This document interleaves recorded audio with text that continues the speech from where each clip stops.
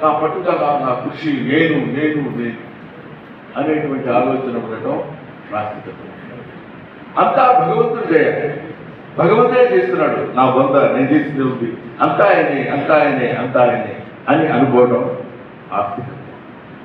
ఈ ఆస్తికత్వాన్ని నాస్తికత్వాన్ని రెండు ఒక గాకటి కట్టిన రెండు ఎద్దులాగా, ఒక కాడి కట్టిన రెండు ఎద్దులాగా తీసుకుంటే అది మన భూమిని సారవంతం చేస్తూ రెండెద్దులు సక్రమంగా నడిస్తే అద్భుతమైనటువంటి ఫలితాన్ని, వ్యవసాయాన్ని మనం అందిస్తాం.